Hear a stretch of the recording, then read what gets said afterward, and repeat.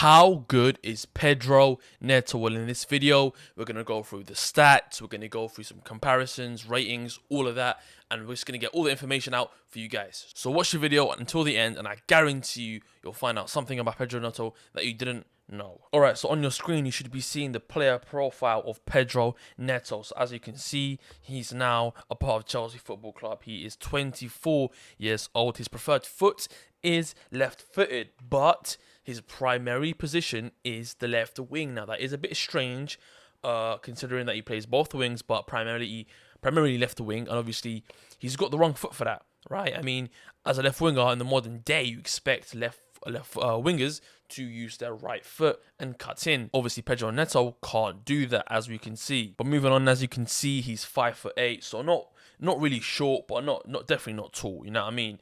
Obviously, like I said, he's a winger. Both wings he can play, but again, primarily left wing. And just to go into his biography real quick, obviously he joined Wolves in 2019 and has had a history of injuries, unfortunately, and that's not good news for Chelsea Football Club. Also had 1 year where he missed the entire season due to injury, and obviously that's just not good news for Chelsea. I mean, we have a lot of injury-prone players, so buying new ones isn't great. But I tell you what, when you get a player like Pedro Neto with the ability he has, I mean, I don't think it's really relevant. That's just my personal take on it. Let me know what you guys think in the comments. Is it a bad move? Is it a good move so far? Or let me know. But as of right now, let's move forward and look at the stats. Now in front of you, you should be seeing a player comparison between Pedro Neto and Raheem Sterling. Now I've done this to see, obviously, Raheem Sterling, we know he's not good enough, right, as it stands so far last season. But just to compare Pedro Neto last season to Sterling last season, let's see how they fare together. Now, goals, as you can see, Neto significantly less than Sterling. Sterling actually scored a considerable amount of goals, so shout out to him. And then obviously assists, however, Neto takes that one. So pretty balanced. One is more of a playmaker, one is more of a goal scorer, as you can see. Now, XG, as you'd expect, Raheem Sterling is higher. That makes sense. Obviously, Pedro Neto underperforming in XG. We understand that. And then we go to assists. Sterling actually has a higher XG than Neto. Now, that does worry me. I mean, XG is more consistent than XA is more consistent than XG. XG is your expected goals. XA is your expected assists. That means the build-up you do, the chances you create, and that is way more consistent than the chances that you could score. Now, essentially, Neto was overdoing that. That does mean he could have gotten lucky with a lot of assists last season. So maybe his stats aren't, as clear as they should be. But you know what? Let's look at the full stats first, right? So successful dribbles, again, Neto takes it, but not by a lot. So again, shout out Sterling.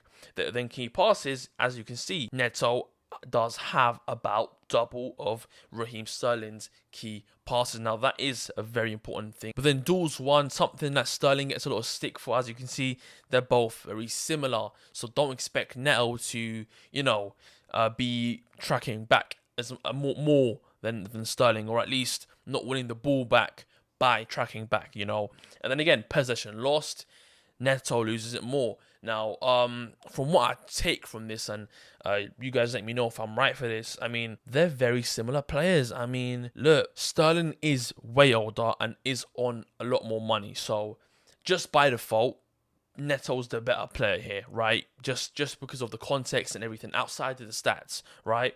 But when you look at the performances that these two players can bring this season, they're very interchangeable, honestly. And obviously, I hope that one of them is way better than the other, so we don't have a lot of headache when it comes to picking who plays, who starts week in, week out. But one thing I do know for a fact, Mykhailo Mudryk is not getting minutes this season. I just don't see it. Just for his sake, I think he should be getting like a loan move to Strasbourg, or maybe Bayern comes in. They're losing Coleman soon.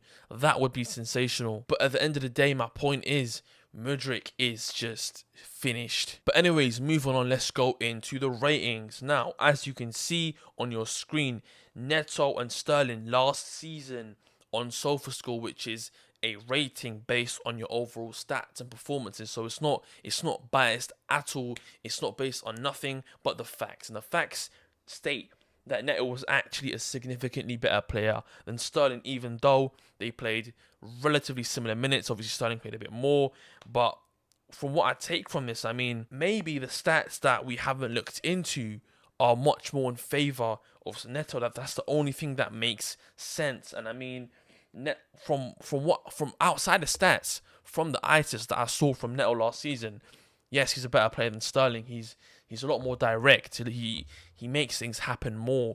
He makes less mistakes from what I saw. I mean, against Chelsea last season, he was absolutely fantastic. I'm pretty sure he got about 2-3 GA just from us. But look, what I do know is the stats don't lie, and the stats indicate that Neto is better than Sterling. So from what I take from this, Neto is our starting left winger next season, and this season technically speaking, right? And I think that Neto will be a great player for us. I mean, if you consider that our wingers in this Enzo Maresca system have to stay out wide, being left-footed as a left winger isn't bad at all. It could help him hug the touchline. I mean, with that left foot, he can just do a lot of things. I think he is good on his weak foot, so his right foot isn't at all bad. I mean, I think he can cut in a little bit on that, because from what I remember, man, that guy was absolutely sensational. And look, the point I'm trying to make here is that he's fast like Mudryk,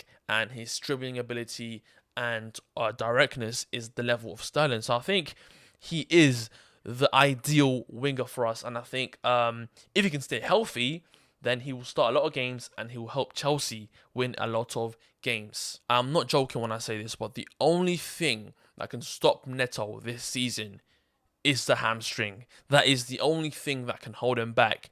But hopefully, he doesn't go through that. Reece James doesn't go through that. And a lot of our players don't go through a lot of injuries this season. Look, to conclude the video, all I'm trying to say is, from my own research and the things that you've seen today, I think he's a good player. I think he's a great player. And I think the money we are paying for him is worth it. So you guys let me know your own thoughts in the comments. But for me, I like him. I've liked him for a long time, actually, before any links, and I think he will be a good player for Chelsea. Definitely. But I caveat that by saying Raheem Sterling is a great player as well. What we've seen from him in this preseason, I think it's signs that he will be playing very well under Enzo Maresca, and hopefully Mudryk can maybe get a development loan somewhere, because what I've seen from him in the past, how long is it now? 2.5 years? 1.5 years? At this point, I've just lost track. I just hope that he can perform to that level. And, we're going to find out very, very soon who will be starting and who will be leaving. Oh, and before I end the video, I must say that Sterling is now linked with a move to Juventus. Juventus are interested, are trying to get his signature. So let's see where that goes. I mean, hopefully not. If anyone leaves, I wish it to be Mudryk, honestly. I just don't see what he can offer Chelsea. I just don't see how he can improve to the level of a Chelsea player. But, it's all in the future, right? All we can do is look at the facts and just hope that Enzo Maresca is a great coach. And with that, I will see you all next week.